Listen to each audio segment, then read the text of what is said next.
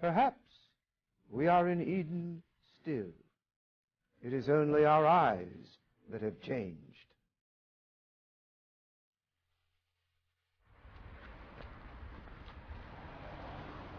Where are you going? In there? What for? I have some business. What's the matter? Can't you admit what you're doing? No, wait a minute here. You don't really want to go in there, do you? Well, yes, actually I do. But why? Why don't you tell us? Just share. Why do you want to go in there? Why do you need to know? Come on, admit it. Just admit it. Okay, I admit it. I'm going in there to sign a contract because I bought a house. A house? You're buying a house. Don't you know what you're doing? Don't you know what these builders are trying to do? The builders are draining the swamp. The swamp? Oh, that's right. Don't you know that that swamp is the only habitat in 3 states for the gluttony slug? The what? The gluttony slug! Don't you know what they're doing? They're going to upset the ecological balance of Mother Earth. And why? Just to build a few houses. That's why. How can you even go in there? These builders are killers. Builders are killers! Builders are killers! How can you do it? With all due respect to the slug, my husband and I also need a place to live. We need a new house because we're going to have a baby. A baby? How irresponsible. What is the proper attitude towards the earth? Before we answer that question, let's ask a bigger question. What is the proper attitude towards the universe? G.K. Chesterton says that we can only take a sample of the universe, and that sample, even if it be a handful of dust, will always assert the magic of itself and a hint of the magic of all things. The proper attitude towards the universe is astonishment. It is also the natural attitude. In fact, Chesterton says astonishment at the universe is not mysticism, but a transcendental common sense. Why are we astonished at the universe? Not because it's big. That's not a good enough reason. In fact, that's no reason at all. If something needs size in order to be significant, it means that it really isn't significant. The largeness of the universe doesn't even really mean anything because the universe is unique. There's no other universes to compare it to. It may seem large to us, but then so does an elephant seem large to us. But the reason we like elephants is not because they're large, but because they're cute. They have that irresistible elephantine appeal. They're slow and they're thoughtful and they can do interesting things with their noses. Chesterton says he likes the universe not because it's vast, but because it's cozy. It's just the right size. Chesterton finds that he's rather fond of the universe. When we're fond of something, we often address it in the diminutive. And there's a certain charm and sweetness and good humor in calling an elephant by the name of Tiny. And there's no reason why we cannot address this dear thing, the universe, in the diminutive. Chesterton says he's often done just that, and the universe didn't seem to mind. Science, says Chesterton, boasts of the distance of its stars, of the terrific remoteness of the things of which it has to speak. But poetry and religion always insist upon the proximity, the almost menacing closeness of the things with which they are concerned. It is the thing closest to us that is most mysterious. We may scale the heavens and find new stars innumerable, but there is still the one star we have not found, that one on which we were born. The earth is that strange, undiscovered star on which we were born. The earth, like the universe, can also be appreciated for its smallness. It can be loved because it's cozy. It's just the right size. And Chesterton says the way to love anything is to realize that it might be lost. That is how we should love this little thing, the earth. There is a term to describe loving what is small and fragile, the reverence for what is weak, caring about the things that cling in corners. The term is chivalry. Sounds romantic, but romance is the root of religion, says Chesterton, and the root of the word romance is Rome. And Chesterton says, the deepest reality of life is illustrated best in the old romance of chivalry. Man is sent forth by an authority that is good, like King Arthur or a fairy godmother, into a world that is wonderful, that contains dangers and temptations, like dragons and wizards. He is sent upon a quest or trial. That is, he is judged by the same authority that sent him forth. That is the story at the heart of all healthy life and literature. And it is quite true that people who are healthy can sometimes act on it without arguing it out. But if they do argue it out, they will find it implies certain dogmas, as that there is a design, that it is a benevolent design, but that it does allow of free will and makes the good a matter of choice. There are those who think they can hold that healthy romance forever, merely by being healthy, and without holding any of the dogmas that justify it. But they are more and more finding out their mistake. When they are asked to state what they really do believe about life, they become desperately vague. And they have now reached the point where it is not only more and more difficult to state a creed, but even more and more difficult to tell a story.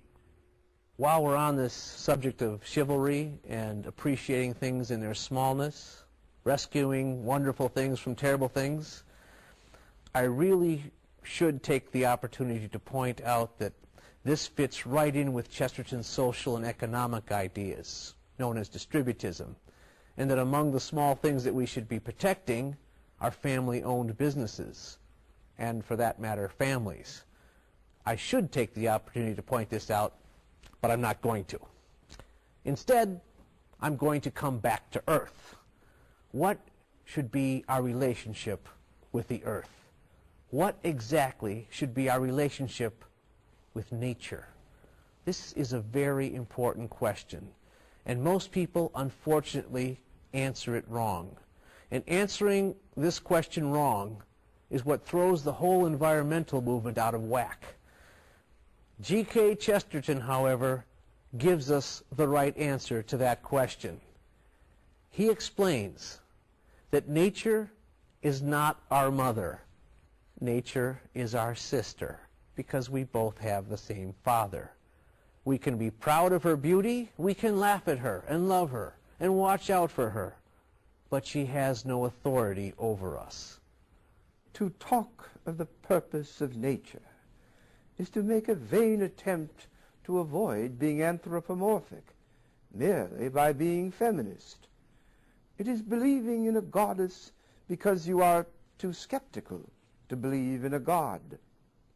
This is why Chesterton maintains that what some of us call nature, the wiser of us call creation. Nature cannot have a purpose. Only creation can have a purpose. So, too, Chesterton argues that creation is a work of art, in which case there must be an artist. He also says it's a story, in which case there must be a storyteller. If the earth is just an accident, if nature is nothing but a drift, and a Darwinian drift at that, then we face one of two conclusions, neither of which is very savory, but both of which are already evident in the modern world. Human morality in a godless, mechanical universe leads to one of two extremes, either to a mindless humanitarianism or a heartless anti-humanitarianism. Either the natural world must absolutely dominate us and we serve it, or we must absolutely dominate the natural world and it merely serves us. In the one case, as Chesterton will reach the point where more and more We must keep our hands off everything, not ride horses, not pick flowers, not disturb the sleep of birds even by coughing. The ultimate apotheosis would appear to be that of a man sitting quite still, not daring to stir for fear of disturbing a fly, nor to eat for fear of incommoding a microbe. And under this scenario, he points out, there is no ability even to debate these things, because we also must not disturb a man's mind, even by argument. On the other hand, he says, we might unconsciously evolve along the opposite development, the one described by Nietzsche, where everything is used up for our pleasure, with Superman crushing Superman in one tower of tyrants until the universe is smashed up for fun. Here is Chesterton, over 100 years ago, predicting the two extremes that we see today in the environmental debate. One side going overboard, saying that the earth must not be touched, that any human action is a blemish on the beautiful skin of Mother Nature, that the natural world would be perfect if there were just no people in it. And the other side, sneering and snarling and singing, "Put another log on the fire." You know, that we can all have whatever we want, as much as we want, whenever we want it, for as long as we want it. Nature's a bottomless well, a bottomless oil well. Chesterton's solution to these two extremes sounds suspiciously like common sense. He suggests that maybe we should have some balance, proper proportion, or in his words, a certain amount of restraint and respect combined with a certain amount of energy and mastery. If our life is ever really as beautiful as a fairy tale, we shall have to remember that all the beauty of a fairy tale lies in this, that the prince has a wonder which stops just short of being fear. If he is afraid of the giant, there is an end of him. But also, if he is not astonished at the giant, there is an end of the fairy tale. The whole point depends upon his being at once humble enough to wonder and haughty enough to defy. So our attitude to the giant of the world must not merely be increasing delicacy or increasing contempt. It must be one particular proportion of the two, which is exactly right. We must have in us enough reverence to all things outside us to make us tread fearfully on the grass. We must also have enough disdain for all things outside us to make us on occasion spit at the stars. Yet these two things, if we are to be good or happy, must be combined, not in any combination, but in one particular combination. The perfect happiness of men on the earth, if it ever comes, will not be a flat and solid thing like the satisfaction of animals. No, it will be an exact and perilous balance, like that of a desperate romance. Man must have just enough faith in himself to have adventures, and just enough doubt of himself to enjoy them. 100 years after Chesterton wrote these words, another writer came along who echoes Chesterton's thoughts exactly. The believer recognizes the wonderful result of God's creative activity, which we may use responsibly to satisfy our legitimate needs, material or otherwise, while respecting the intrinsic balance of creation. If this vision is lost, we end up either considering nature an untouchable taboo, or on the contrary, abusing it. Neither attitude is consonant with the Christian vision of nature as the fruit of God's creation. Who wrote those words? Pope Benedict XVI in his encyclical Caritas in Veritate. The world doesn't understand the earth. The problem is not that we neglect science, but that we neglect God. The world doesn't understand the earth because the world has forgotten God. The earth is not even earth without heaven, as a landscape is not a landscape without the sky. And in a universe without God, there is not enough room for man. In a universe without God, there is not enough room for man. This is an amazing insight from Chesterton, and it explains one of the most baffling things about the environmental movement, which is its strange hatred of people. The idea that humans are the enemy of the earth and must be prevented from inhabiting it, especially those humans who are not quite yet born. Chesterton points out that everyone holding this philosophy ought really to apologize for being alive. Again, Pope Benedict's encyclical reflects Chesterton's ideas and addresses this strange inconsistency among the environmentalists. If there is a lack of respect for the right to life and to a natural death, if human conception, gestation, and birth are made artificial, if human embryos are sacrificed to research, the conscience of society ends up losing the concept of human ecology, and along with it, that of environmental ecology. It is contradictory to insist that future generations respect the natural environment when our educational systems and laws do not help them to respect themselves. This is why Chesterton could say very prophetically, among the cosmic creeds, Catholicism is the only one that is entirely on the side of life. The environmentalists are trying to restore paradise, but the problem is sin, which causes them to miss the point of what they are doing. The denial of sin leaves them with a very disturbing idea of morality. A certain sort of humanitarianism, or horror of cruelty, is almost the only form of morality left among some of the modern moralists. There is scarcely anything else they will consent to call a sin, unless it be a sin against a hunted wolf or a crushed cockroach. But Chesterton avoids the other extreme as well. No, it is not that the world is rubbish and that we throw it away.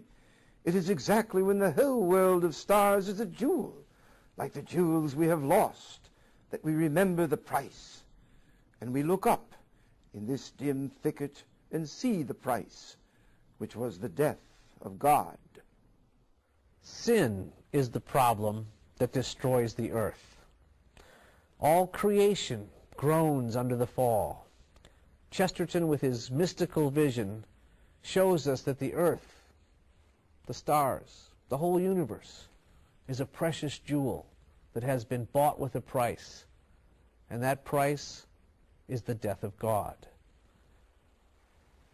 And he says that the only way to return to the Garden of Eden is the way of the cross. In all his writings, in all of his debates, Chesterton is always trying to correct what he calls the stale trick of taking things for granted, because it is not even taking them for granted, it's taking them without gratitude, and that is emphatically not granted. The universe is not astonishing if we are not here to be astonished at it. It isn't any good for anything unless there's someone to appreciate it. We defile God's creation when we do not appreciate it, when we do not see that it is good, when we do not put things in their right order, when we listen to the snake. Sin has brought disorder into creation. Sin has removed us from paradise. Chesterton says the point of the story of Satan is not that he revolted against being in hell, but that he revolted against being in heaven. And the point about Adam is not that he was discontented with the conditions of the earth, but that he was discontented with the conditions of the earthly paradise. He who has gone back to the beginning and seen everything as quaint and new will always see things in their right order, the one depending on the other in degree of purpose and importance, the poker for the fire, and the fire for the man, and the man for the glory of God. Our dependence is not on the earth. Our dependence is on God. We can thank God for the earth as we thank Him for all His good things. We take care of the earth not because we love the earth, but because we love God, who created the earth. And we love our neighbor, who shares the earth with us. We work to make sure that the air is clean, that the waters are not polluted, because we love our neighbor. And that includes our neighbors who have not yet been born.